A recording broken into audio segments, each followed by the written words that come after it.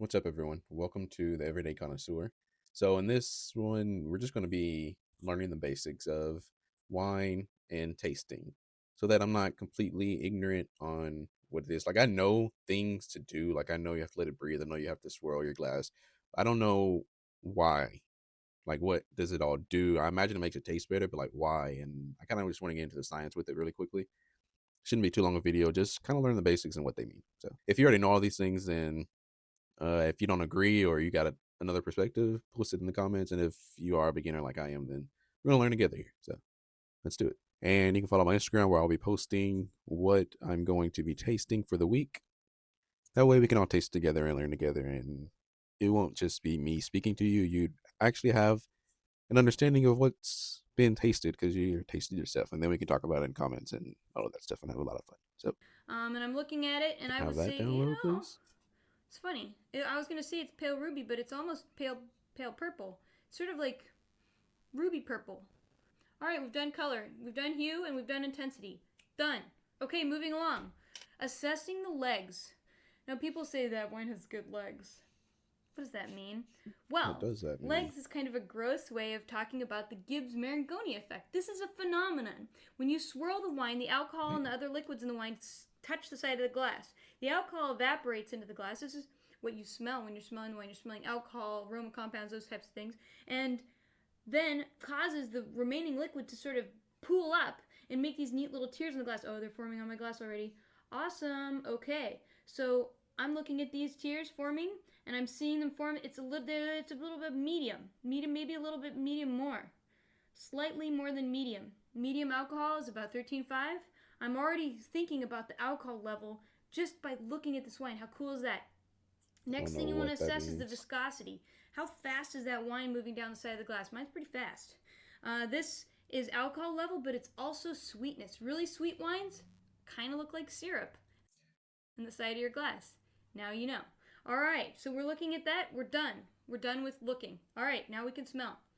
Smelling wine. My goal, smelling wine, any wine, no matter how complex or simple it is to Sorry, get three I'm not sure what fruits that was. and three other flavors. We're going to swirl it, just release the aroma compounds into the glass, and then give it a whiff.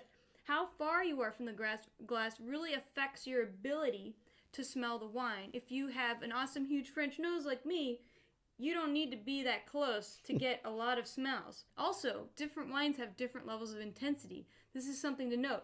My wine, it's a little warmer, so it's really, because I'm sitting under these hot lights, so I'm really smelling it really well, so it's high intensity. So three fruits. I get sweet cherries, What the actually hell? maybe more like tart cherries, What the sweet hell? strawberries, like, ooh, sweet creamy strawberries. See, that's what Almost like this a that's what this channel's for, so we can be like her. Because I've smelled wine and I hardly ever smell anything most of the time. But we're gonna learn. We're gonna learn, and we're plum, gonna a be able to plum smell note, like her. raspberries. Okay, so I take it back. No plum. So raspberry, tart cherry, sweet strawberries, these are all red fruits. So I'm thinking to myself, okay, I got a Pinot Noir from Oregon, and I'm getting red fruit flavors. Interesting. Okay, let's sniff for some other smells. You know those little More? pastille candies, those rose pastille candies? This smells like a Mm-mm. rose pastille candy to me. So I'm getting roses and maybe a touch of anise, just a slight touch of fennel, almost fennel. Like that. Like a vanilla cupcake. Okay, so there's my three others: vanilla cupcake, roses, and fennel. Bam. Okay, so we've done a good smell. Do I smell any earth in this wine? Not really. No, I don't smell a lot of earth in this wine. So now we can taste this wine. All right, when you taste, get a big chunk of that wine in your mouth, really swish it around, swallow, feel the alcohol in the back of your throat. Then you're going to want to breathe in and breathe out. Breathe out in through your mouth and out through your nose. That gets your retronasal olfaction working. Oh wow, she's like gargling with it. Swallow it, feel the alcohol. Breathe in, breathe Is out that a through cat my or her nose. I chair? get some additional smells that I didn't notice in the first assessment of the wine, more like dried leaves. Interesting. Ash is not the time. So when you're tasting, you're not Cat. going to really focus on flavors so much. You're going to think about the structural parts of this wine, how it feels, how the texture of it on your palate. The first thing I think about is this wine sweet or is it dry? And this wine, my wine is dry. Okay. And now I want to know, how acidic is this wine? How tart tasting is this wine? When I put this wine on my palate, you know, I could taste, like, my mouth started watering. Like tartness, like, you see that? I won't do that again, that's gross. But yeah, I can gleek, like, my mouth is watering. Is that what happened? So I would say this is like a little higher than medium. It's like medium plus a little. So there we go.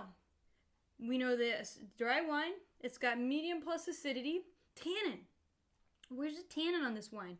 Tannin is that feeling, you know, you put a wine in your mouth and then all of a sudden your lips stick to your teeth. I like to think of it kind of like sandpaper, you know?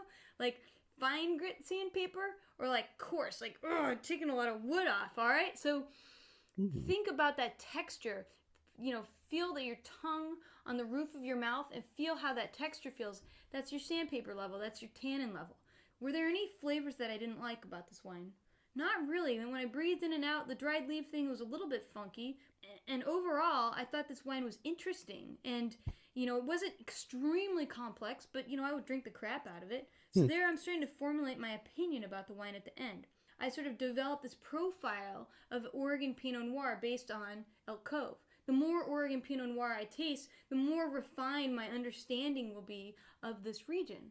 And that's sort of how we taste wine and how we get better fast. So if you do this every time you taste a wine, a new wine, you will learn very quickly how to assess It's a wine lot and to how get to into, identify but quality. we're gonna do And it. if you need some help, I do. we have that color chart online, but we also have this sweet book called Wine Folly. I'm not gonna And buy I a can book. actually, 2 types of swirling you should know how to do. One is the standing social swirl. Nice. That's fast. The other is the bar tabletop swirl. Why do we swirl? Besides it making you look cool, it actually makes the wine taste better. Is my favorite swirl to do after a long day. Take your 2 fingers, put them at the base of the glass, and draw circles on the... Thanks, Wine Folly. Okay, so yeah, that's the video. I just want to kind of get a little run through of the basics. Now we're on our own. We've got to learn how to taste and use our palates and go through everything that she just said that I've definitely already forgotten. But hey, we're here for a long time and we're going to figure it out and become, I guess, connoisseurs, actual connoisseurs, and not wannabes or the ones in training. So there, here we go with that. Thank you guys for watching. You can subscribe and you can follow my Instagram where I'll be posting what I'm going to be tasting for the week. That way we can all taste together and learn together, and it won't just be me speaking to you. You'd actually have an understanding of what's been tasted because you're tasting yourself, and then we can talk about it in comments and all of that stuff and have a lot of fun. So thank you. See you.